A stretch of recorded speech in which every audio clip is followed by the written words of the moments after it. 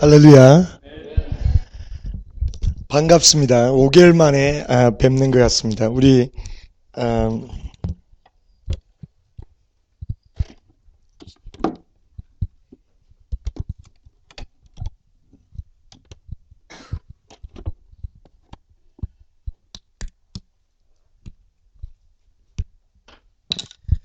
로임교회에서 오신 우리 성도님들이 여러분들 얼굴을 자세히 보면 익숙한 얼굴들일 겁니다. 우리 같이 오셔서 저희 로임교회는 이스라엘 선교 중에 특별히 이스라엘을 집중적으로 최우선적으로 비전을 가지고 기도하면서 또 섬기고 있습니다. 그래서 우리 성도님들은 많이들 들으시고 이미 아시는 내용인데 아는 것에 그치는 것이 아니라 다른 분들에게 비전을 나누고 가르칠 수 있을 정도로 하기 위해서 특별히 우리 성도님들 다시 오시라고 이렇게 말씀을 드렸어요. 우리 다시 한번 환영의 박수 해주시기 바랍니다.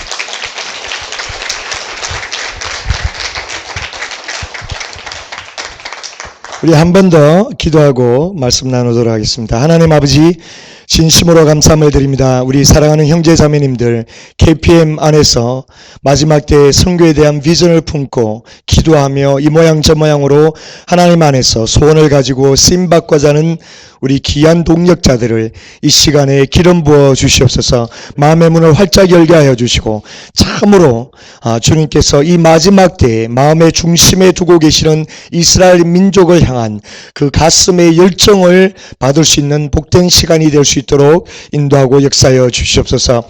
부족한 종을 세우셨습니다. 입술에 성령으로 기름 부어주시고 하나님이 기뻐하시는 말씀만을 대언할 때 전하는 자라 듣는 자가 하나님 안에서 주의 음성을 듣는 복된 시간 되도록 인도하여 주시옵소서. 감사드리오며 예수님의 이름 받들어 기도드렸습니다. 아멘. 우리 좀 핸드아웃을 나누주라고 그랬는데 받으셨어요? 안혜진 간사님 어디 계세요? 안혜진 간사님 어디 계세요? 안 오셨어요? 그래요. 그 핸드 아마 가지러 가신 것 같은데, 우리 일단 이사야서 66장 10절에서 11절 말씀 우리 한번 보도록 하겠습니다. 이사야서 66장 10절에서 11절 말씀 우리 함께 큰 소리로 합독하시겠습니다. 시작. 예루살렘을 사랑하는 자여, 다 그와 함께 기뻐하라. 다 그와 함께 즐거워하라. 그를 위하여 슬퍼하는 자여, 다 그의 기쁨을 인하여 그와 함께 기뻐하라. 너희가 젖을 빠는 것 같이 그 위로하는 품에서 만족하겠고, 젖을 넉넉히 빤 것 같이 그 영광의 풍성함을 인하여 즐거워하리라. 아멘. 이사야서 66장 이사야 선지자가 적은 그 예언서 중에 마지막 장입니다. 그래서 그 마지막 장에 마지막 때에 하나님께서 이스라엘을 회복하시고 또 어떤 새하늘과 새 땅을 주신다는 그 약속을 겸해서 주시면서 10절과 11절을 보니까 예루살렘을 사랑하는 자요. 예루살렘을 사랑한다는 것은 이스라엘 민족을 사랑하는 것이고, 그 예루살렘에 거하는 하나님의 백성을 사랑하고 그 이스라엘을 통해서 역사하시고 하나님의 주권과 하나님의 성품과 하나님의 많은 것들을 노출하신 그 예루살렘을 사랑하는 자에게 하나님께서 뭐라고 말씀하시냐면, 그 예루살렘을 사랑하는 자들은 그와 함께 기뻐하라. 그와 함께 즐거워하라. 예루살렘과 함께 기뻐하고 즐거워하라. 그리고 그가 핍박 가운데, 그가 또 죄 가운데 하나님의 심판을 받고 있을 때 슬퍼하면서 예루살렘을 위하여, 이스라엘 민족을 위하여 슬퍼하며 중보하던 자들은 다 그의 기쁨을 인하여 그와 함께 기뻐하라고 말씀을 하십니다. 그러면서 너희가 젖을 빠는 것 같이 그 위로하는 품에서 만족하겠고, 그러니까 예루살렘을 하나님께서 회복하시고 축복하시는 그 품 안에서 예루살렘을 사랑하던 자는 그 품 안에서 만족을 하게끔 하나님께서 축복하시겠다는 것입니다. 그래서 젖을 넉넉히 빤 것 같이 그 영광의 풍성함을 인하여 즐거워하리라 그러십니다.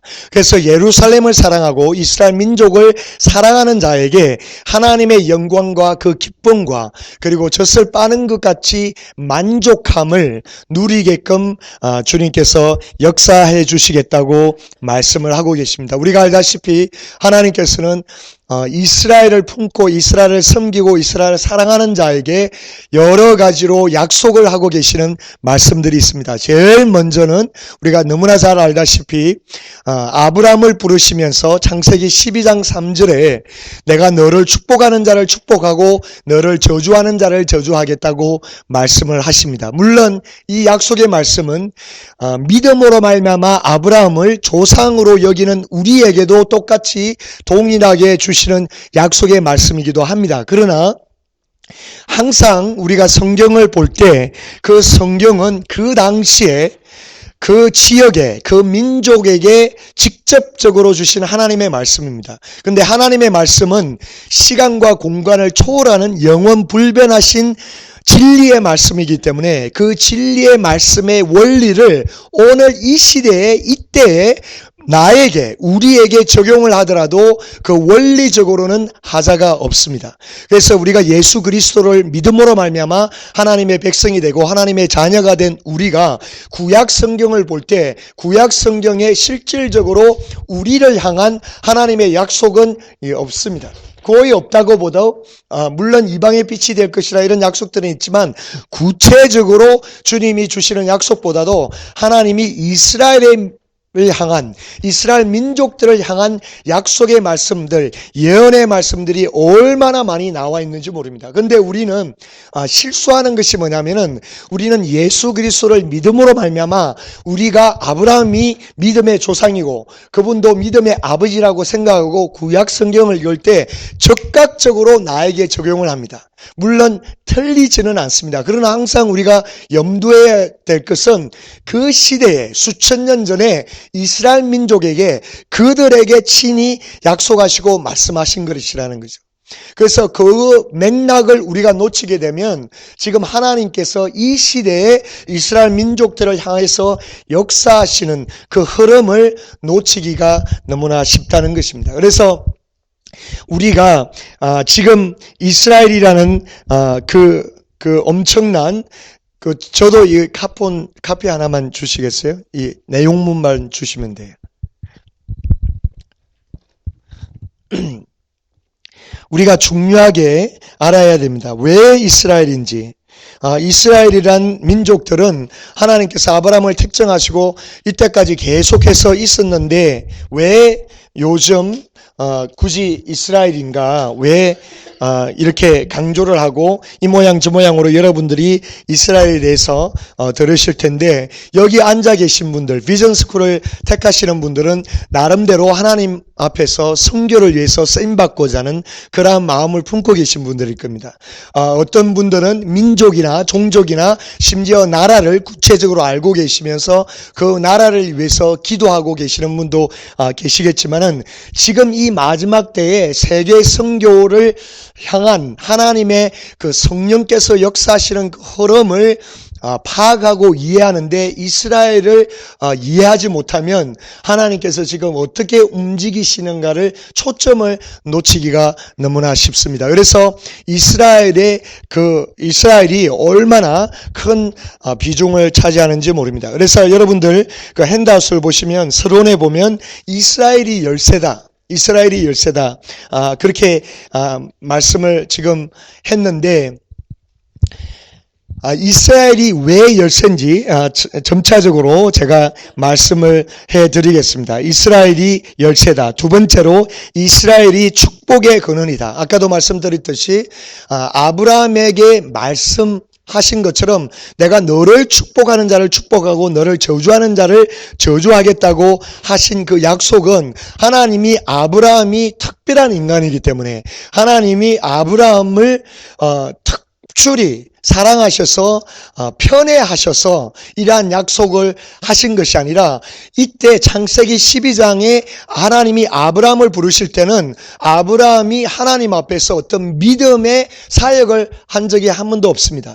하나님을 기쁘게 해드리는 주님께 어떤 연락이 될 만한 믿음의 열매를 아직 맺기도 전입니다. 일방적으로 하나님께서 아브라함을 선택하시고 축복을 해버리신 거예요. 축복을 해버리셨는데 왜 하나님이 이러한 선택을 통해서 아브라함을 부르시고 아브라함의 후손인 이스라엘을 통해서 하나님이 그분이 어떠한 분인지 노출하시는가? 하나님의 궁극적인 목적은 온 인류의 구원이십니다. 이스라엘 민족뿐만 아니라 이방인들이고 어느 종족이고 모든 인류의 구원이 하나님의 목적이라는 거죠. 그런데 우리는 아담과 이브가 선악과를 따먹고 난 뒤에 죄를 지음으로 말미암아 하나님과 격리가 되었습니다.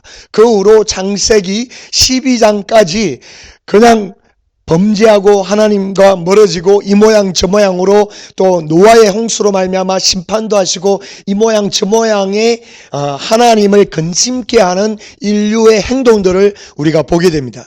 근데 하나님은 그들을 구원하시고자 하는 그 구원의 계획 가운데 그분이 어떠한 분인지, 그분이 우리를 사랑하시고 그리고 그분이 공의로우신 분이고 그분이 축복의 근원이시고 창조주가 되시고 이러한 모든 하나님이 어떠한 분이라는 것을 노출을 하셔야 되는데, 밝혀주셔야 되는데 그 시작 포인트를 누군가를 통해서 시작을 하셔야 된다는 거죠. 그래서 아브라함을 택하시게 됩니다. 그래서 아브라함을 택하시고 그분이 내가 택정한, 내 아들로 택정하고 나의 자녀로 택정하고 나의 백성으로 택정한 그 사람을 하나님께서 일방적으로 사랑하시고 그리고 그 민족을 통해서 그분의 스탠다드, 율법을 주시면서 나는 거룩한 자이다, 나는 심판자이다, 나는 공의로운 하나님이시다, 이런 부분들을 그 민족을 통해서 열방에 노출하기를 시작하셨습니다. 그래서 이스라엘 민족들이 택정함을 받아서 그 율법을 어겼을 때는 하나님의 엄청난 심판과 징계를 받고, 그래서 우리가 구약 성경을 통해서 읽으면서 하나님이 어떻게 이스라엘을 디얼하셨는지를 우리가 공부하면서 하나님은 두려워하고 경외하여야 될 하나님, 그리고 하나님의 한번 택정하신 분은 절대로 놓치지 않으시고 절대로 포기하지 않으시는 하나님이시구나. 그리고 하나님은 택정하신 민족에게 약속을 하시면 환경과 조건과 그리고 사람의 실수와 범죄를 초월해서 반드시 이루시는 그러한 신실하신 하나님이시구나. 이런 것들이 하나님은 이스라엘 민족을 통해서 그분이 어떠하다는 것을 다 밝혀주셨다는 것입니다. 그렇기 때문에 성경 말씀에 이스라엘을 빼버리면 우리는 별로 읽을 게 없어져요. 동의하십니까? 동의하세요? 그래서 이스라엘을 빼버리면 구약 성경은 물론이고 신약 성경에도 이스라엘이라는 나라를 빼버리면 별로 읽을 게 없습니다. 읽을 게 없어요.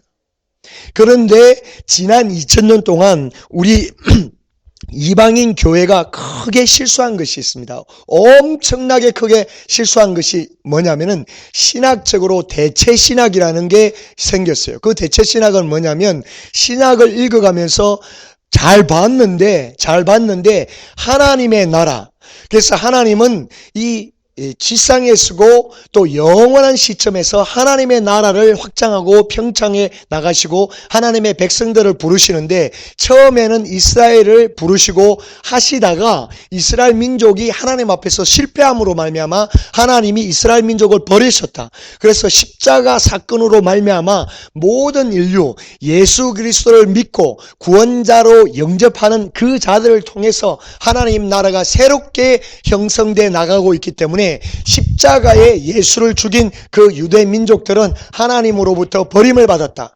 그러면서 역사적으로 교회가 유대인들을 엄청나게 핍박을 하기 시작합니다.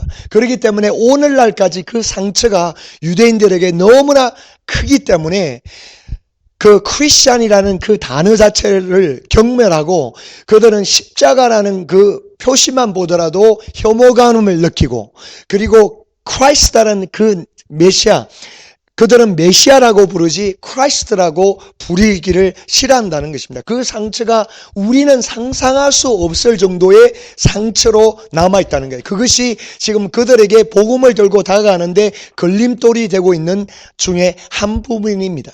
그래서 교회가 그런 부분들을 엄청나게 실수했다는 거예요. 그러니까 구약 성경을 보고 해석할 때도 이스라엘이 나오면 그것이 자동적으로 교회로 해석하고 믿는 저와 여러분으로 다 대체해버리기 시작하는 거예요. 그런데 그렇게 해서 구약을 보면 너무너무 무리가 생기는 거예요. 왜냐하면 지형적으로 예루살렘을 향해서 하나님께서 또 이스라엘을 핍박하던 아수르와 바벨론과 그리고 이집트에 향한 예언의 말씀들, 이런 것들이 성취되고, 그리고 아직도 성취되어야 될 약속들이 많이 있는데 그것은 구체적으로 이스라엘 민족을 향한 하나님의 예언의 말씀입니다. 그런데 그것을 여러분과 나와 이방인 교회로 대체를 해버리면 전혀 하나님의 의도하고는 관계없는 이야기가 되어버린다는 거죠. 그런데 교회가 무지하게 또 우리가 스스로 교만에 빠져서 그러한 일을 장애했다는 것입니다. 그래서 사실은 우리 선교단체나 유대 형제 자매들을 복음을 들고 다가가는 단체들은 실질적으로 대신해서 품고 우리 과거의 교회의 실수와 그리고 잘못과 이런 부분들을 얼싸안고 우리가 대신해서 하나님 앞에 회개하는 운동을 벌이기도 했다는 것입니다. 이것은 마치 미국에 있는 미국이 지금 동성연애라든지 이 모양 저 모양으로 범죄하는 것을 가슴에 품고 내가 범죄한 그냥 하나님 앞에 울며 통회하며 부흥을 위해서 중보하고 기도하는 것처럼 이스라엘 향해서 다가갈 때 그러한 기도 운동도 일어나왔었고 요즘도 그러한 일들을 하고 있습니다. 그래서 그런 측면도 우리가 이해를 해야 됩니다. 그래서 이스라엘이라는 것, 이스라엘은 어떤 생각을 할 때 이스라엘만 하나님이 사랑받는 민족인가? 우리는 이부작식인가? 우리는 세컨 시리즌인가? 이렇게 생각할 수 있는데 하나님의 의도는 그 이스라엘 민족을 택함으로 말미암아 그분의 약속과 그분의 신실하심과 그분의 축복하심과 능력과 공의로우심과 거룩함이 그 이스라엘 민족을 통해서 그들을 다루는 것을 통해서 우리가 하나님을 이해할 수 있다는 것입니다. 그런데 하나님은 한국 민족을 택하실 수도 있었어요. 그런데 하나님의 주권으로 이스라엘 민족을 택했습니다. 하나님이 한국 사람들을 택하셔서 충분히 그렇게 하셔서 똑같이 그분이 어떠한 분이라는 것을 열방에 노출하실 수 있었습니다. 그러나 주님은 한국 사람, 미국 사람, 다른 종족을 택하신 것이 아니라 아브라함을 택하셔서 아브라함을 통해서 믿음을 키우시고 이 모양 저 모양으로 그 후손을 통해서 역사를 하셨다는 것입니다. 그렇기 때문에 하나님을 알기 위해서 이스라엘을 제외하고 하나님을 이해한다는 거 존재할 수 없습니다. 없다는 거예요. 그러니까 이스라엘을 통해서 하나님을 알아가고 이스라엘이 그래서 열쇠이고 축복의 근원이라는 것이 하나님께서 인류를 축복하기 원하시는데 그 축복하는 바탕이 그 하나님의 축복을 인류에게 내어주시는데 파이프라인이 될 수 있는 것이 이스라엘 민족이라는 거예요. 그러니까 이스라엘을 축복하면 너희들이 나의 축복을 같이 받을 수 있고 이스라엘을 저주하면 저주가 임한다는 것이 하나님의 사람으로 하나님의 것으로 거룩하다고 인정하고 택한 하나님의 것을 축복하면 하나님의 축복이 그대로 그 택증받은 사람에게 주시는 축복이 그대로 임하고 그들을 저주해버리면 하나님의 징계와 심판이 우리에게 온다는 것입니다. 이것은 마치 복음의 양면성과 똑같아요. 복음은 뭔가요? 복음은 엄청난 축복이잖아요. 복음은 죄악된 죄인들에게 값없이 영생의 선물을 주시는 엄청난 선물이잖아요. 축복이잖아요. 그런데 그것은 조건이 있습니다. 받아주는 사람, 그것을 받는 사람에게는 영생을 받는 축복이지만 그것을 거부하는 자에게는 지옥이라는 하나님의 어마어마한 심판이 있다는 거죠. 그래서 왕이 되신 하나님께서 우리에게 주시는 선물을 받으면 축복이고 거부하면 우리에게 저주가 됩니다. 동일한 거예요. 같은 맥락으로 우리가 이스라엘이라는 민족을 이해를 할 수가 있다는 것입니다. 그래서 이번에 이렇게 쭉 나와 있는데 이스라엘이 열세다. 하나님의 역사를 이스라엘 중심으로 흘러왔고 오늘날도 그렇게 흐르고 있습니다. 주님께서 이사야 선지자, 에스겔서, 예레미야서 이런 여러 선지서를 통해서 예언했던 말씀은 오늘날까지 완전하게 이루어지지 않은 예언들이 아직도 남아 있습니다.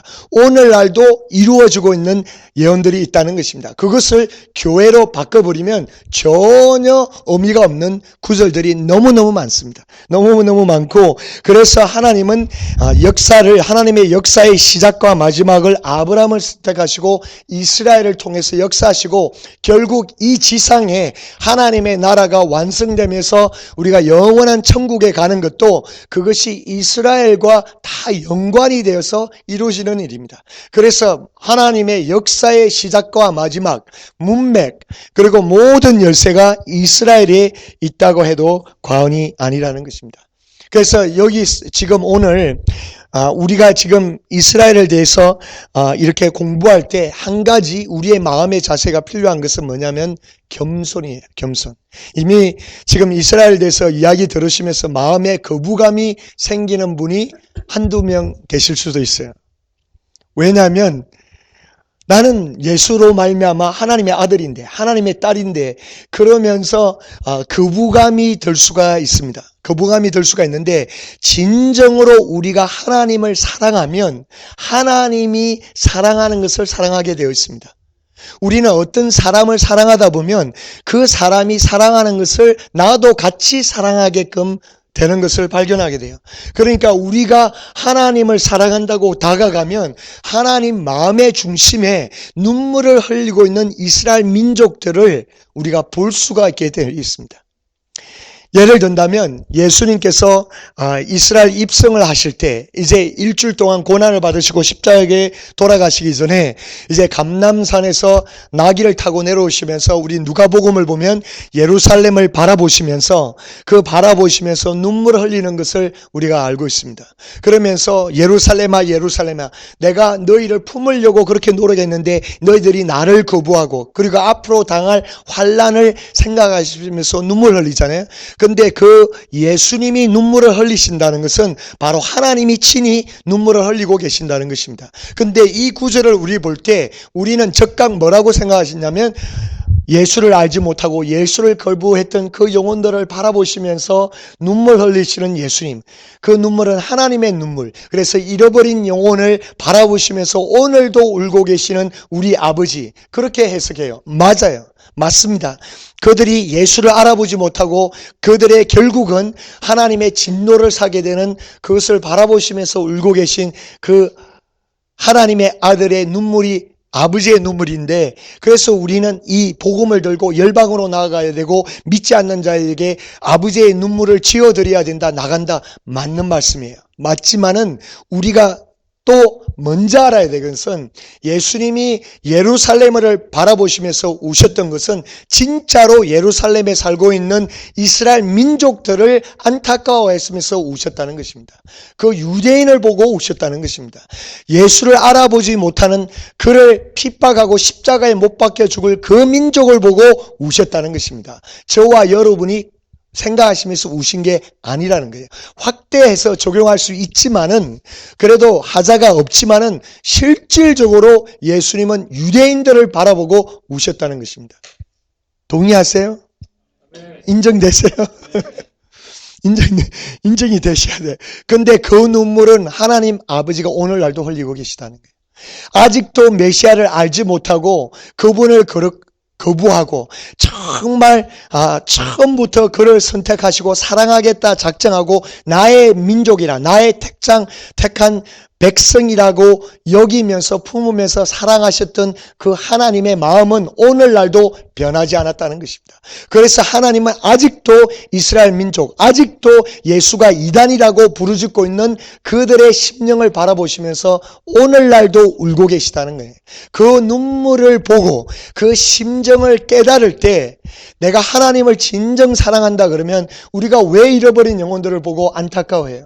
우리가 하나님을 사랑하기 때문에 그분의 은혜로 그분의 가까이 가서 그분의 가슴에 내가 안겨보니까 그분의 가슴에서 맥박이 뜨고 고동소리가 들리는데 그게 보니까 잃어버린 영혼을 향한 하나님의 열정을 느낄 수 있어서 우리가 복음을 들고 우리 인생을 희생하기까지 하면서 들고 나가잖아요. 마찬가지라는 거예요. 마찬가지로 이스라엘 민족을 향한 하나님의 눈물이 있기 때문에 그렇습니다. 그래서 이스라엘을 왜 이스라엘인가? 왜 이스라엘에 대해서 올바른 이해와 열정과 비전을 품으려고 하느냐? 하나님을 사랑하기 때문에. 왜냐하면 내가 사랑하는 하나님이 그들을 사랑하고 오늘날도 울고 계시고 안타까워하고 계시고 그리고 또 더 놀라운 것은 이 마지막 때에 이제 로마서 9장에서 10장, 11장에 말씀하고 계시는 그 말씀이 오늘 현실적으로 나타나고 있는 이 시대에 우리가 살고 있기 때문에 성령께서 강하게 역사하셔서 그들의 마음을 부드럽게 하고 계시기 때문에 이때에 하나님의 뜻을 이루어드리기를 원한다는 것입니다. 그렇기 때문에 이스라엘이 그렇게 중요합니다. 근데 이스라엘이 중요한데 우리가 알다시피 역사적으로 AD 70년에 이스라엘은 붕괴되었습니다. 로마 제국으로 말미암아 예수님은 이미 하늘에 승천하셨고 그리고 그 당시에 예루살렘에 제2의 성전이 지어져 있었습니다. 헤롯 왕이 재건하고 정축시킨 성전이 있었는데 로마 군사들이 와서 그것을 완전히 붕괴시키고 불태워버리고 많은 사람들이 죽고 이스라엘 민족은 그때부터 디아스포라가 되어서 다 흩어져 버립니다. 그래서 이스라엘이라는 나라는 AD 70년에 지구상에서 사라져 버립니다. 언제까지? 1948년까지. 네, 이것이 키예요. 이것이 키인데 우리 누가복음 21장 24절에서 28절 그 핸드아웃에 나와 있는데 누가 한번 큰 소리로 읽어 주시기 바랍니다.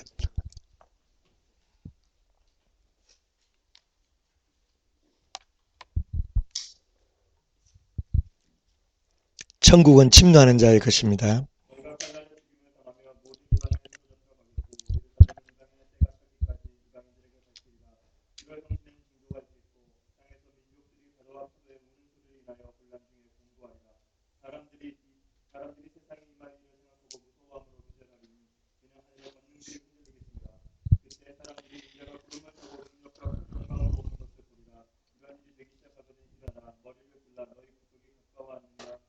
아멘. 이것은 예수님이 예언하신 말씀입니다. 마태복음 24장과 누가복음 21장에는 예수님께서 제자들에게 성전을 바라보며 성전의 그 거대함을 노래하니까 예수님께서 돌에 돌이 남김이 없이 다 무너지리라고 예언하시면서 지금 예루살렘에 대해서 예언하신 말씀이에요. 그러니까 누가복음 21장 24절에 보니까 저희가 칼날에 죽임을 당하며 실질적으로 AD 70년에 이 일이 일어났습니다. 로마 군사들이 들어와서 모든 이스라엘에 있는 예루살렘에 있는 사람들을 죽이고 그리고 이방에 사로잡혀가는 포로로 사로잡혀가는 일이 있었다는 거예요. 그러면서 예루살렘은 밟히기를 시작하는데 이방인의 때가 차기까지 이방인들에게 밟히리라고 그러는 거예요. 이게 무슨 말씀입니까? AD 70년에 성전은 붕괴되고 사람들은 디아스포라로 포로로 잡혀가고 이방 나라에 다 쫓겨나가고 유대인들은 예루살렘에 이제 흔적이 없이 있습니다. 그러면서 예루살렘이 이방인의 때가 차기까지 이방인들에게 밟힌다는 거예요. 그런데 역사적으로 이 예루살렘이 어떻게 지배를 당했냐면 AD 70년 이후로 로마인들에게 지배당했죠. 집합임을 당했죠. 그 후에 비잔틴인, 무슬람, 십자군, 투르크족, 영국들에게 지배를 당하고 집합임을 당했습니다. 그러니까 집합임을 계속 당했어요. 예수님이 예언하신 말씀대로 예루살렘은 계속해서 집합임을 당했습니다. 그런데 언제까지 집합임을 당할 것이라고요? 이방인의 때가 차기까지. 그 말씀은 거꾸로 말씀드린다면 이제 예루살렘이 이방인들에게 더 이상 밟히지 않는다는 때는 바로 이방인의 때가 찼다는 것입니다. 이방인의 때가 차기까지 예루살렘이 짓밟힌다 했는데 이제 예루살렘이 더 이상 이방인들의 지배를 안 받게 되는 때가 있다 그러면 그때는 바로 이방인의 때가 찬 때라는 말씀이라는 거예요. 그런데 언제 이스라엘이 재건이 됐나요? 1948년도에 재건이 되었습니다. 무려 약 2000년 만에 지구상에 2000년 동안 사라져 있던 이스라엘이라는 나라가 2000년 만에 다시 재건이 된 거예요. 이거는 역사적으로 전무후무한 이야기입니다. 어느 나라가 사라졌다가 무너졌다가 2000년 만에 다시 세워지는 나라가 이 세상에 존재하지 않아요. 이스라엘 하나만. 왜 그렇게 되나요? 왜냐하면 하나님이 약속하셨기 때문에, 하나님이 예언하셨기 때문에 이루어지는 거예요. 이거 자체가 어마어마한 기적입니다. 생각을 해보세요. 한국이 지구상에서 2000년 동안 없어졌다가 하루아침에 생긴 거예요. 다시 재건된 거예요. 다시 재건돼요. 이것은 있을 수 없는 일인데 생겨졌다는 거예요. 그러니까 1800년도 이후로부터 자이언 무브먼트라고 생겨서 열방에 있던 사람들이 이스라엘을 회복시키자는 운동들이 일어나면서 결국 1948년도에 나라로 인정을 받았습니다. 인정을 받아서 재건이 됐다는 거예요. 그런데 이것이 어마어마한 인류의 역사에 획을 긋는 그러한 연도입니다. 그러한 연도예요. 우리나라는 6.25 전쟁이 일어나는 그쯤인데 엄청나게 여기에 핵심 포인트가 있습니다. 왜냐하면 이방인의 때가 찬다는 거예요. 이방인의 때가 찬다는 그 의미는 그만큼 이방인들에게 하나님께서 복음을 들을 수 있는 기회를 주신 거잖아요. 그래서 로마서 9장에서 11장까지 읽으면 하나님께서 이스라엘 민족을 마음을 강팍하게 하신 거예요. 네. 복음을 이스라엘 민족들에게 먼저 주셨는데 그 이스라엘 민족이 복음을 거부한 거예요. 공을 하나님께서 딱 던졌는데 그들이 딱 거부하고 공을 챙겨버렸어요. 그래서 공이 어디로 날아갔습니까? 이방인들에게 날아가 버렸다는 거예요. 그래서 그 이방인들에게 날아가서 언제까지? 1948년도까지 복음이 이방인들의 사이에만 전거된 거예요. 2000년 동안 유대인들은 끝까지 예수 그리스도는 이단이라고 계속 주장하면서 유대인들이 복음을 거부하고 살아왔습니다. 그런데 1948년 이 점으로 인해서 이방인에도 어마어마한 일들이 일어나기 시작합니다. 그것은 뭐냐면 1948년도 이전에 있었던 그 복음의 증거되는 그 스피드와 수확과 열매들과 1948년도 이후로 생기는 수확과 열매와 전 세계에 일어나는 부흥은 비교할 수 없을 만큼 차이가 난다는 거예요. 거의 1948년도까지는 복음이 그냥 너무너무 더디게 증거되다가 1948년도 이후로부터 중국이라든지 인도라든지 전 세계적으로 전무후무한 부흥의 역사가 일어나고 있다는 것입니다. 이방인의 때가 차니까. 그래서 그 이방인의 때가 차니까 하나님이 어떤 일을 하시죠? 로마서 9장에서 11장에 말씀하신 것처럼 그들의 이방인의 충만한 수가 들어오게 되면 하나님께서 강팍했던 마음을 다시 부드럽게 해주시겠다고 말씀을 하고 계십니다. 그래서 그 시대에 살고 있다는 것입니다. 그 시대에 1948년도 이스라엘이 재건되었을 때 제가 듣기로는 그 당시에 이스라엘의 땅에 살고 있는 유대인들 중에 예수를 믿는 소위 메시아닉 주들의 숫자가 세 가정인가가 있었다고 그럽니다. 세 가정. 그런데 지금은 15,000에서 2만 명 이스라엘에서 살고 있는 유대인 중에서만 약 2만 명 정도가 예수를 믿고 있다고 하는 거예요. 완전히 이거는 기하학적인 부흥이라는 게 이스라엘 민족들 사이에. 왜 그렇습니까? 주님이 말씀하셨으니까. 이방인의 때가 찼을 때, 이방인의 충만한 수가 들어왔을 때 하나님께서 그들의 강팍한 마음을 열어주시고 부드럽게 하셔서 그들이 메시아를 이해하고 깨닫고 영접하게끔 하나님이 하셨다는 것입니다. 그러니까 주님은 어떤 면에서 우리를 구원하기 위해서 잠시 이스라엘 민족의 마음을 탁 묶어 놓으셨다는 것입니다. 이것은 마치 바로 왕의 마음을 보고 동일한 성경은 이렇게 기록하고 있습니다. 하나님이 바로의 마음을 강팍하게 하사 이스라엘 민족을 내어놓지 않게끔 하신다고 기록도 하고, 또 한편에는 바로가 스스로 마음을 강팍하게 했다고 기록을 하고 있습니다.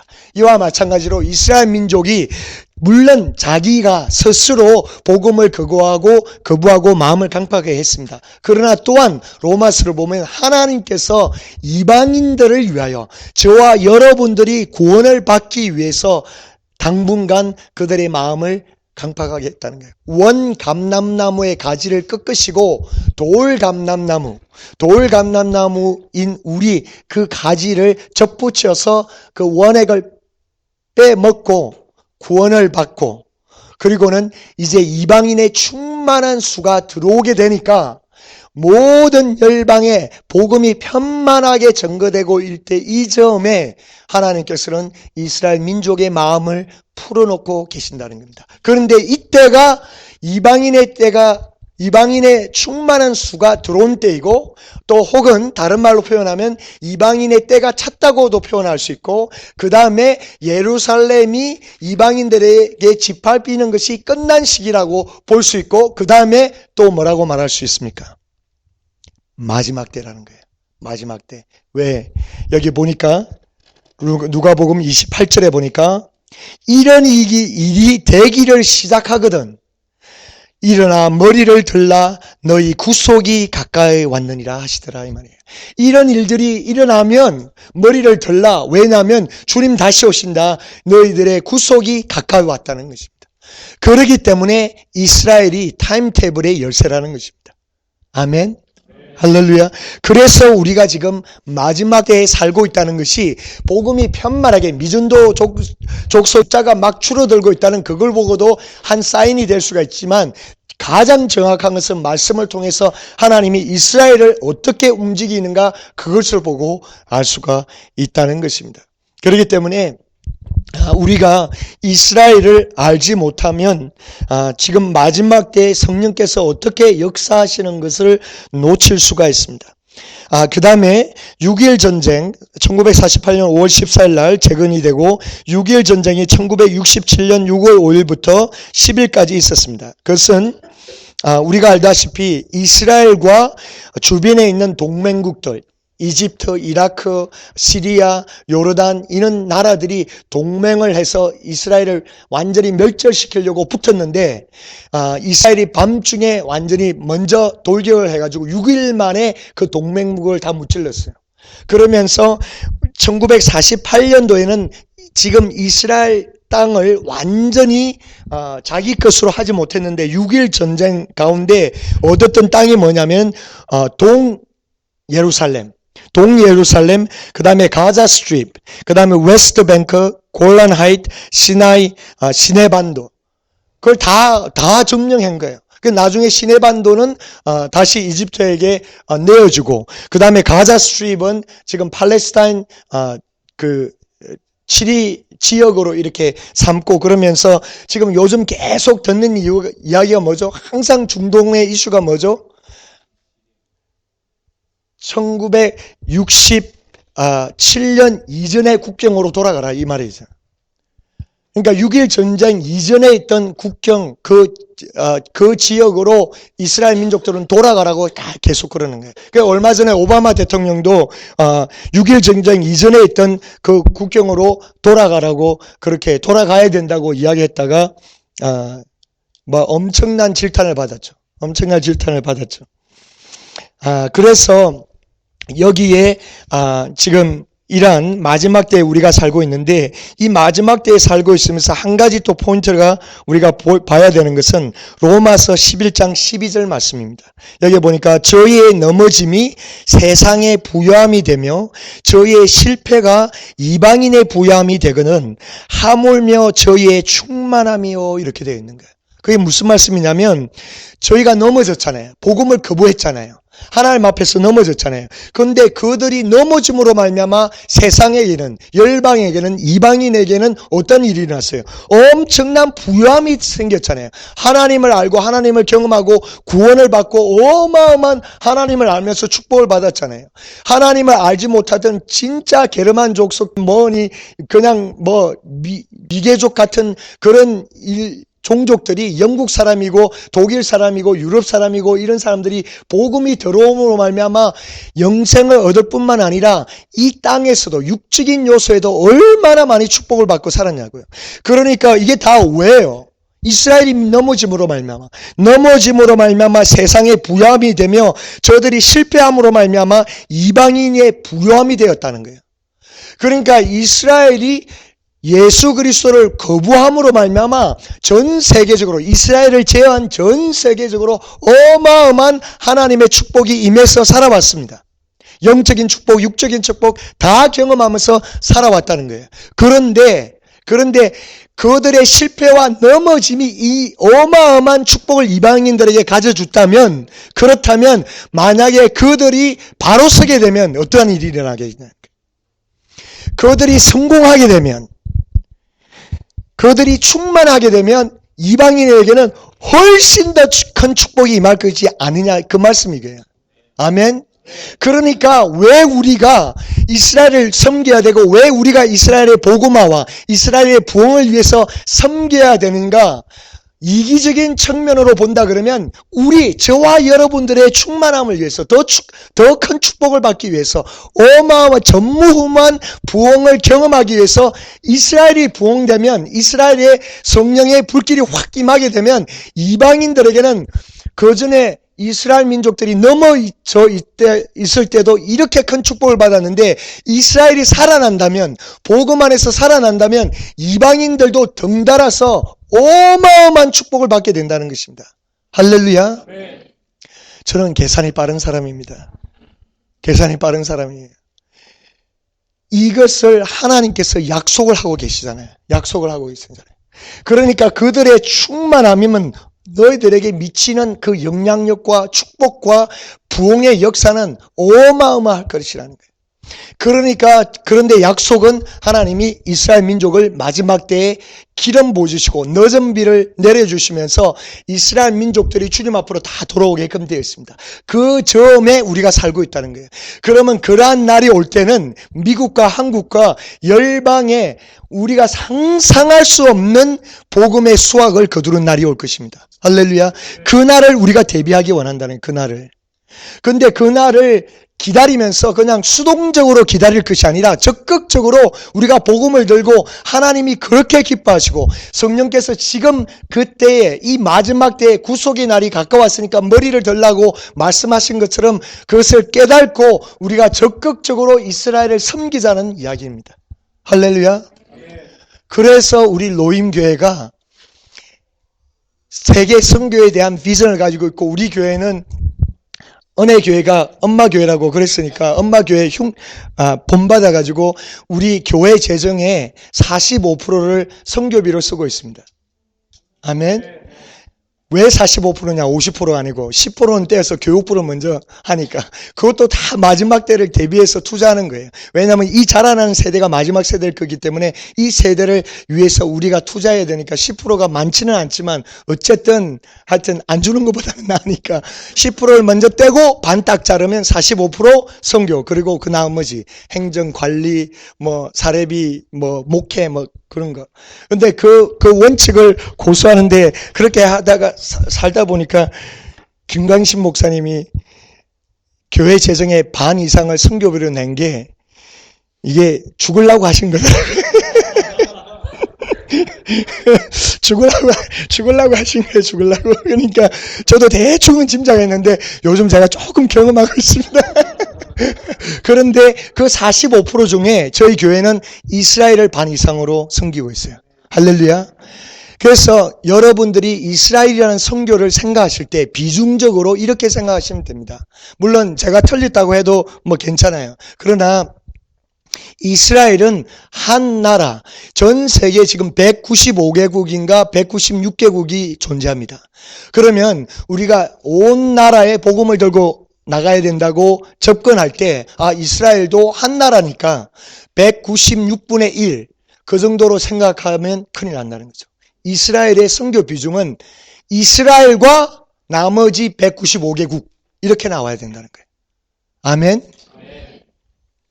납득이 안 되시면 나중에 우리 교회가 어떻게 축복받는지 보시고 그때 따라오셔도 됩니다.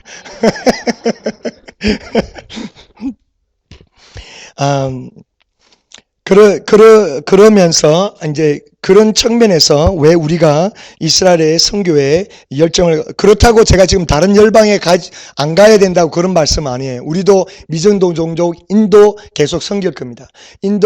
인도의 신학교 현지 사역자들 훈련하는 그런 일들 하면서 미전도 종족들 그리고 무슬람권들, 이스라엘과 미전도 종족과 무슬람권 이 세 가지 중심으로 해서 나머지 국가들도 물론 하나님께서 문을 열어주시는 대로 열정이 있는 분들을 통해서 선교 사역을 펼쳐나가기 원하는데 왜 이 세 가지 지역을 집중하느냐.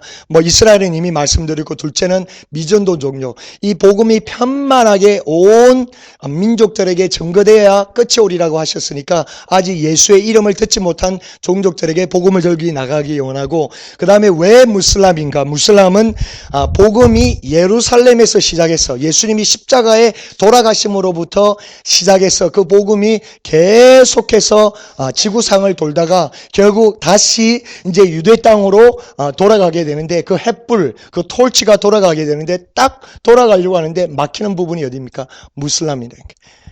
이슬람 국가들이라는 거예요. 그러니까 여기에 우리가 또 집중해서 섬기기를 원합니다. 그 다음에 이번에 보면 이스라엘로 귀한, 하나님께서 지금 어떤 일을 하고 계시는지, 이스라엘 민족들을 향해서 어떤 일을 하고 계시는지 이 하나의 증거가, 큰 증거가 이 부분입니다. 알리야라는 말은 이스라엘 원어로 올라가자는 뜻입니다. 올라가자는 뜻. 그런데 우리가 알다시피 예루살렘의 성전이 있었기 때문에 이스라엘 민족들은 절기 때마다 예루살렘을 방문했습니다.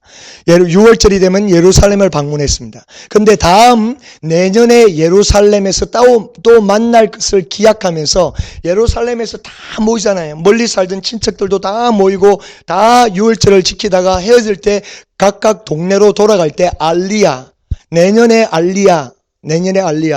그게 무슨 말이냐면 내년에 예루살렘에서 보자. 내년에 예루살렘에서 올라가서 보자 그러는 거예요. 근데 왜 예루살렘을 올라가냐? 동서남북의 개념이 아니라 예루살렘은 시온산 위에 세워진 도성입니다. 그래서 산 꼭대기에 있기 때문에 다른 도시들보다 다 위쪽에 있어요. 그래서 남에서 북으로 올라갈 때 우리가 올라간다고 표현을 하고, 북쪽에서 남쪽으로 갈 때는 내려간다고 표현하는데, 북쪽에서 있는 갈릴리 지방에서 예루살렘으로 갈 때도 올라간다고 이야기합니다. 왜냐하면 지형적으로 이렇게 되어 있기 때문에 다 예루살렘으로 올라가는 거기 때문에 그 텀이 알리야라는 term입니다. 근데 이 알리야가 오늘날 어떤 의미로 사용되고 있냐면, AD 70년대 이후로 이 유대민족들이 지금 오늘날까지도 전 세계에 흩어져 있죠. 지금 추정하기로는 이스라엘에 살고 있는 600만 명의 유대인들을 포함해서 전 세계적으로 한 1600, 1700만 명이 유대인들이 살고 있다고 추정하고 있어요. 그러면 이스라엘 밖에 사는 사람들이 1000만 명 이상이잖아요. 근데 그 1000만 명들이 하나님이 뭐라고 예언을 하고 계시냐면은, 이 사람들이 마지막 때에 하나님께서 이스라엘로 다 귀환시키겠다고 약속을 하고 계십니다.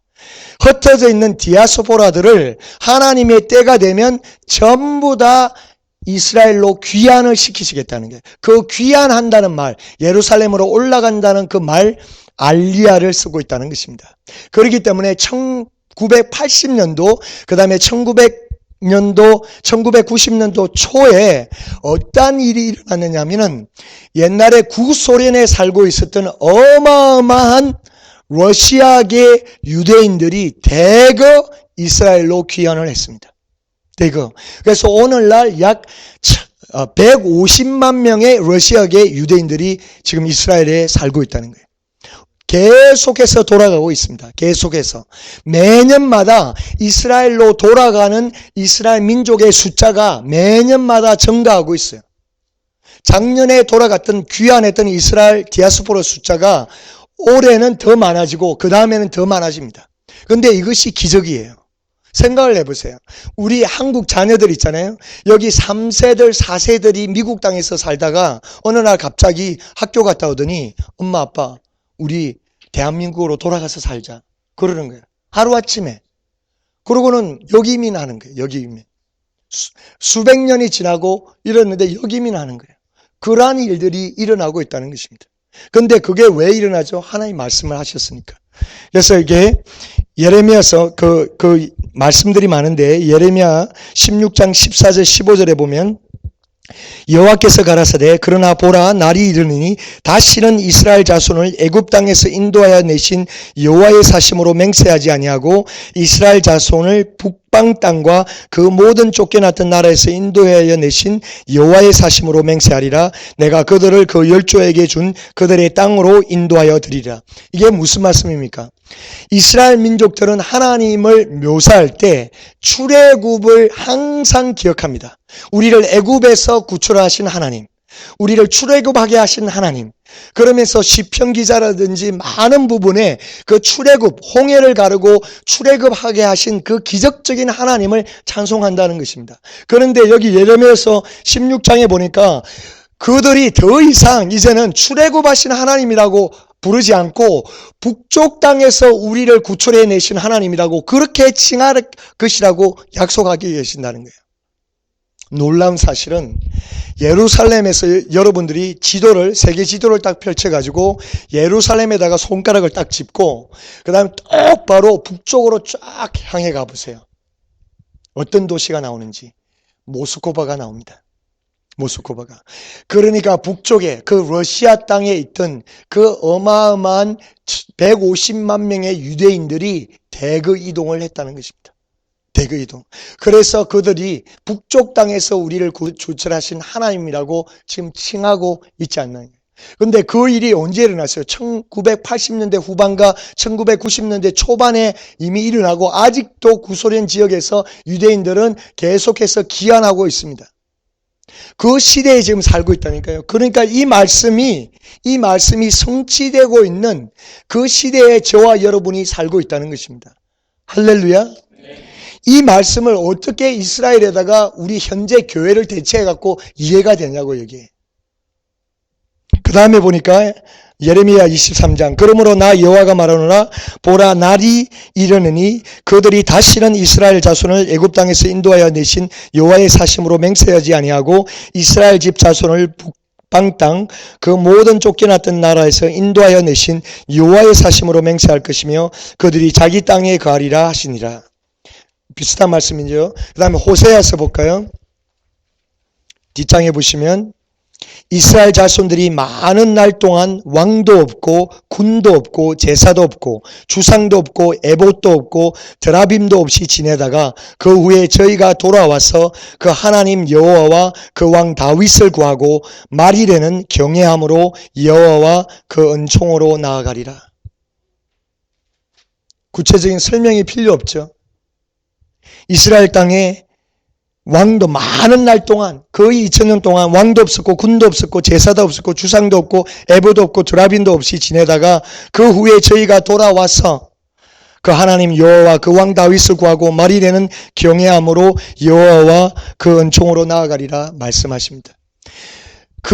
이 예언의 말씀이 이루어진 오늘날 저와 여러분이 살고 있다는 것입니다. 이것이 얼마나 우리가 귀중한지 모릅니다. 귀중한지 모릅니다. 그 다음에 세 번째로, 지금 이제 이 세 번째 나누기 전에, 저는 은혜의 교회에서 살은 지가 21년이었어요. 그래서 1990년도 초에 러시아의 문이 열리고 구소련 땅에 엄청나게 부흥의 역사가 있을 때 1994년도는 모스크바 페스티벌 할 때도 참석하고 그러면서 그 열기와 그 하나님의 역사하셨던 것을 직접 간접적으로 보았던 사람입니다. 그런데 그때 20년 전에 우리는 러시아 땅에 들어가고 구소련 땅에 들어가서 너나 나나 보이는 거 뭐 민족이나 종족 따지지 않고 왜냐하면 구소련 땅을 다 러시아 정부에서 흩어놓으나 놓으니까 섞여버려 나오니까 러시아계 카자흐, 우즈벡, 키르기스탄, 유대인들 막 다 짬뽕으로 살고 있었잖아요. 그냥 무자비로 우리는 복음을 전했습니다. 그래서 수많은 사람들이 예수님을 영접했어요. 근데 그 예수님을 영접했던 사람들 중에 많은 유대인들이 예수님을 영접했어요.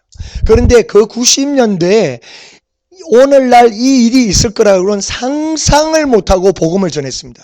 근데 그 복음을 전하고 모스크바에 신학교를 세워서 그 신학생들이 와서 훈련을 받고 스파르타식으로 훈련을 받고 나가서 교회 개척도 하고 막 엄청난 역사들이 일어났잖아요. 그러니까 구소련 땅에 수천 개의 교회들이 세워졌습니다. 그러니까 구소련의 복음 사역을 이야기할 때 은혜의 교회 선교를 빼놓을 수가 없어요. 역사책에 기록되어야 할 정도로 그렇게 성령께서 강하게 역사하셨습니다. 그런데 놀라운 사실은 뭐냐면 그 구소련 땅에 복음을 듣던 사람들의 많은 유대인들이 이 알리야를 하면서 귀환을 하기 시작한 거예요. 이분들이 이스라엘 땅으로 다 돌아간 거예요. 그 분들 중에 모스크바 신학교 졸업생들이 있고 은혜의 교회 다니던 성도님들이 있고 그래서 돌아가서 거기서 교회를 개척하고 복음을 전하고 있더라는 거예요. 그러니까 20년 전에 30년 전에 구소련 땅에서 섬기시던 선교사님들이 이제는 이스라엘 땅에 가서 러시아계 유대인들에게 복음을 전하고 섬길 수 있도록 하나님께서 터전을 길을 다 닦아놓은 거예요. 전혀 기대하지 않고 계획하지 않았는데 하나님은 그 일을 하셨다는 거예요. 얼마나 놀라운지 모릅니다.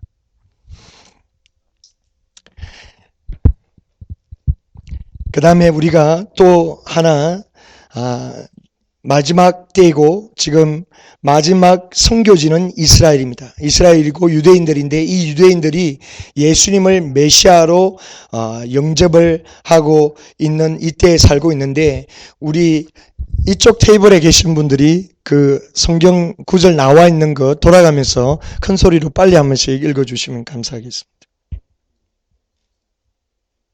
로마서 11장 11절부터 12절까지. 그러므로 내가 말하노니 저희가 넘어지기까지 실족하였느뇨 그럴 수 없느니라. 저희의 넘어짐으로 구원이 이방인에게 이르러 이스라엘로 시기나게 함이니라.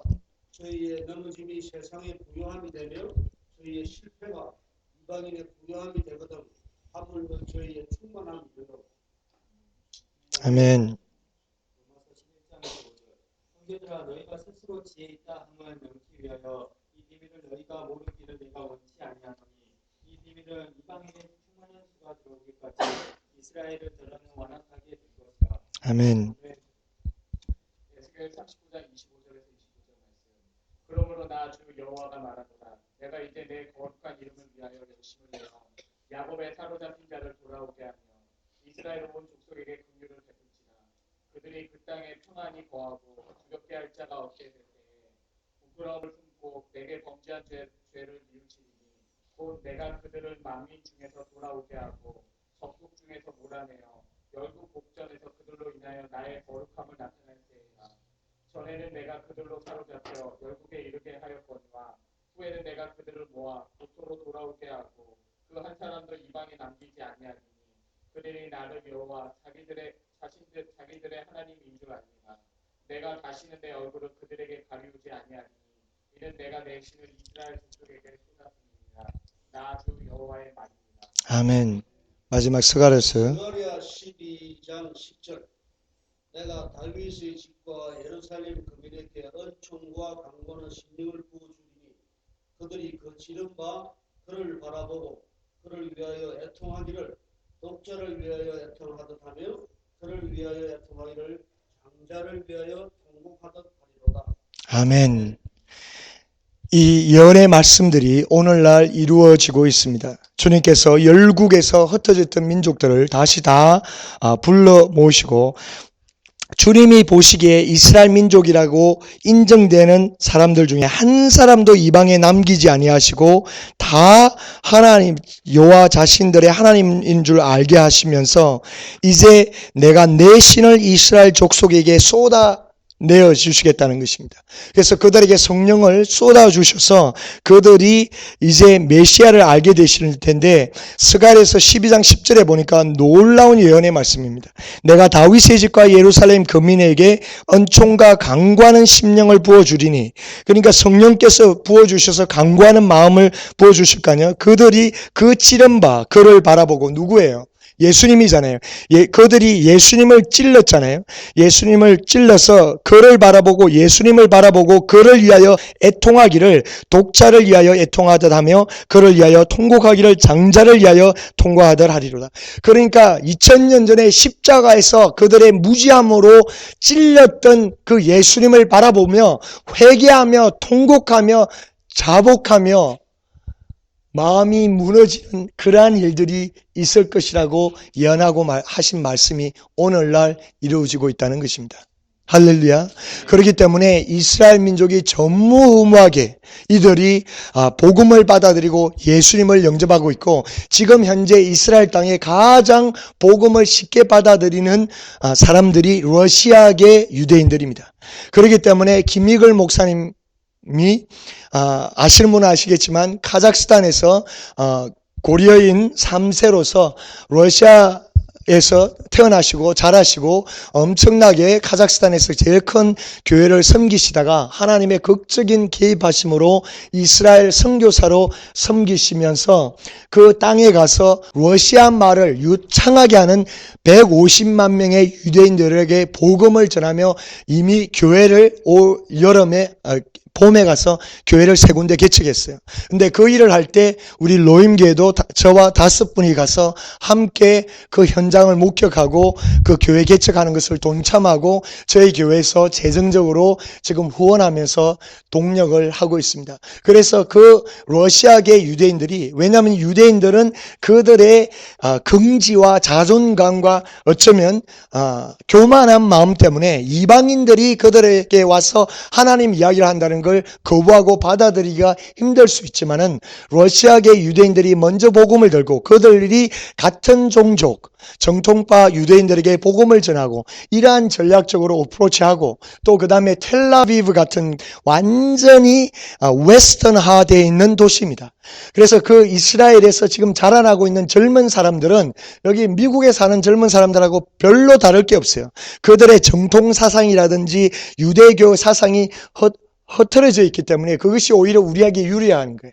그들에게는 영어를 할 수 있으면 가서 복음을 전하고, 그 텔라비브 주변에 있는 해변가에서 그 마약에 중독돼 있고 막 이 모양 저 모양으로 방황하고 있는 영혼들에게 복음을 전하고 있는 단체들도 있고 그렇습니다. 그래서 이 모양 저 모양으로 어떤 전략이든 복음을 전해야 되는데, 물론 유대인들에게 복음을 들고 접근하는 것이 그냥 다른 이방 나라들에게 가서 접근하는 거하고 좀 다릅니다. 왜냐하면 정말 그들은 구약 성경의 실제적인 인물들이잖아요. 그러니까 우리가 어렴풋이 성경 말씀을 알고 접근했다가는 완전히 무식한 사람 취급당할 수 있고, 그렇지만 또 하나 현실로서 우리가 무시할 수 없는 때가 뭐냐면은, 지금 15,000명이고 2만 명, 이스라엘 땅 아니라 또 전 세계에 흩어져서 예수를 믿고 있는 메시아닉 주들, 그러니까 유대인인데 예수님을 영접한 사람들의 90%가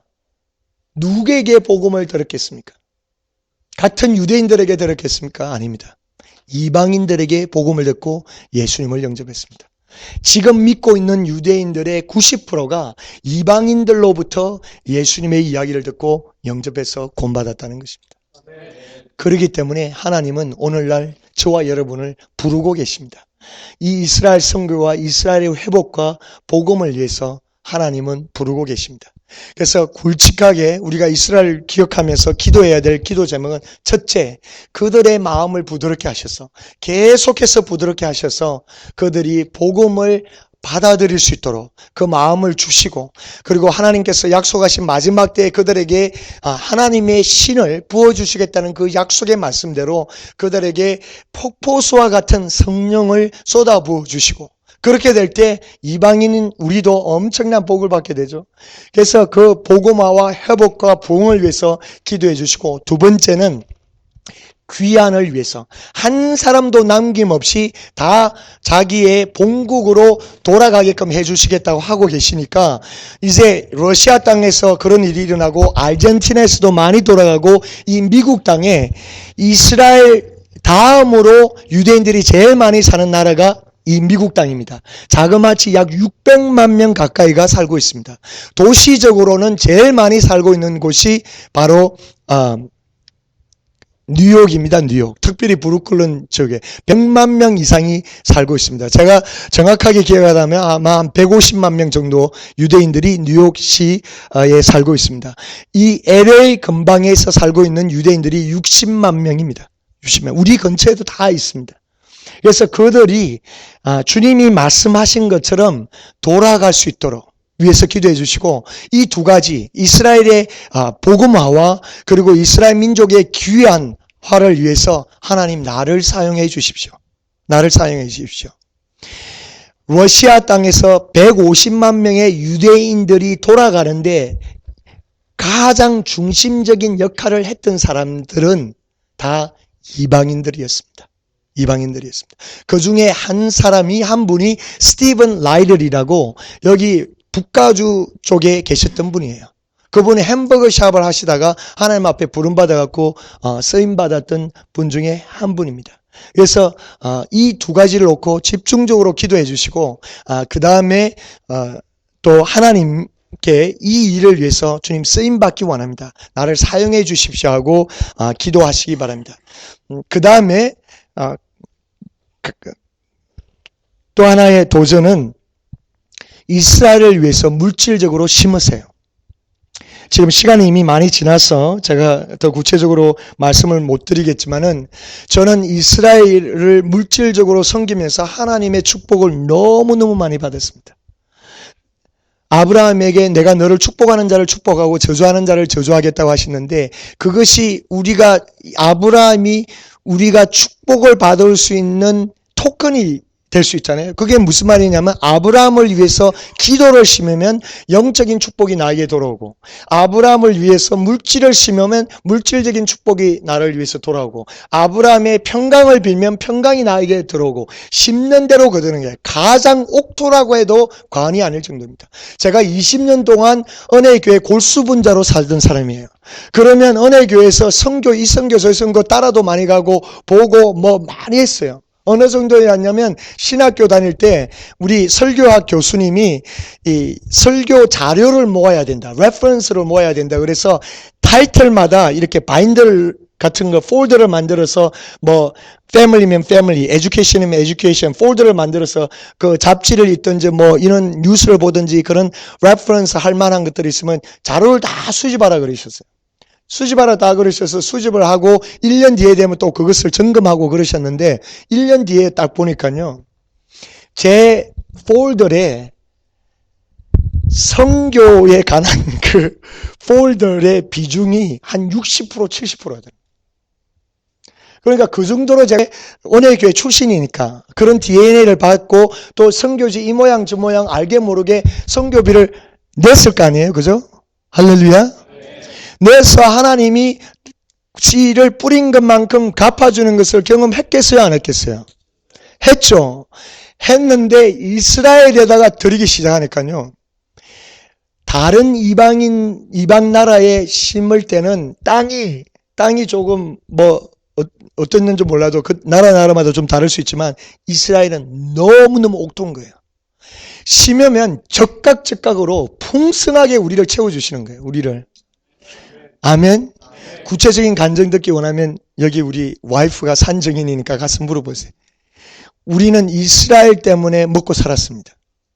아직도 먹고 살고 있습니다. 할렐루야. 해봐요. 재밌어요. 처음에 조그만하게 시작했는데 지금은 이스라엘만 제가 보기에는 50배 이상을 하고 있는 것 같습니다. 이스라엘만. 근데 이스라엘을 심으니까 다른 나라도 할 수 있게끔 하나님이 축복해 주시더라고요. 아멘. 이제 그뿐만 아니라 교회를 개척하니까 제가 또 담임 목사로서 재정적인 원칙을 결정권이 제가 있잖아요. 그러니까 이스라엘 더 드리지 뭐. 그러니까 그 배수는 훨씬 더 말할 수 없게끔 더 불어났잖아요. 해봐요. 재밌어요. 줄 데 없으면 노임교회가 있다는 것을, 가까이 있다는 것을 기억하시기 바랍니다. 우리 함께 기도하시겠습니다. 우리 이 두 가지 놓고 같이 기도하겠습니다. 여러분들이 한 번 듣고 이것을 가슴에 품는다는 것이 쉽지 않을 수 있습니다. 그런데 요즘은 한국 서적도 굉장히 이스라엘에 대해서 좋은 책들이 많이 나와 있습니다. 여러분들이 열심을 품고 이스라엘 대해서 공부하시고 비전 품고 또 우리 강총은 선교사님도 이제 이스라엘 품으시면서 함께 비전 나누시고 또 우리 교회와 김혜걸 목사님이나 또 여러분들하고 이제 동력해서 나갈 것입니다. 이왕 여러분들이 KPM에 소속하고 비전 스쿨을 받는다 그러면 항상 하나님의 일은 한 세 가지 부류의 사람이 있습니다. 적극적으로 하나님의 뜻을 알고 적극적으로 자기 인생을 완전히 내어드려서 정말 개척자로 추진자로 뛰어가는 사람이 있는가 하면 그 뛰어가는 사람 뒤에서 그래도 같이 가보자 뭐 따라가는 좀 수동적으로 따라가는 사람이 있고 그 다음에 마지막 사람은 다리 거는 사람들이 있습니다.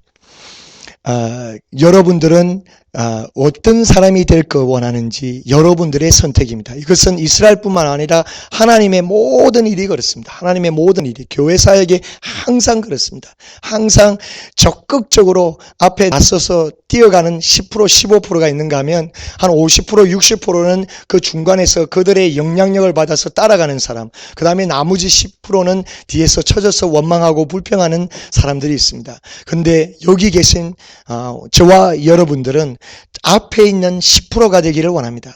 앞에 있는 10%가 되어서 정말 하나님의 뜻이라면 적극적으로 달려나가서 하나님을 기쁘게 하는 자들이 되기를 원합니다. 우리 주여 삼창하고 이스라엘 위해서 이 모양 저 모양 들으신 말씀들을 붙잡고 주여 삼창하고 기도하시겠습니다. 주여! 주여! 주여! 하나님 아버지 감사합니다.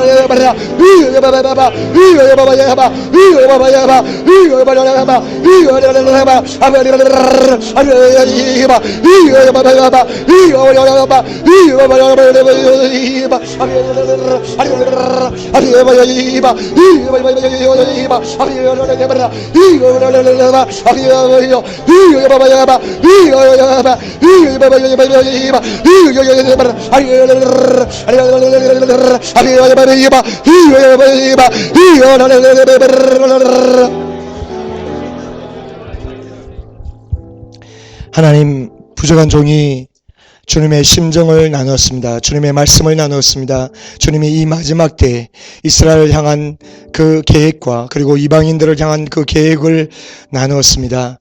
주님께서 우리의 마음을 만져주시고 하나님의 심정이 우리의 심정에 와닿을 수 있도록 주님 인도하여 주시고 참으로 이스라엘을 섬기며 열방을 섬기며 주님 오신 날을 예비하는 그런 우리 모두가 될 수 있도록 주님 축복하여 주시옵소서. 감사드리며 예수님의 이름으로 기도드렸습니다.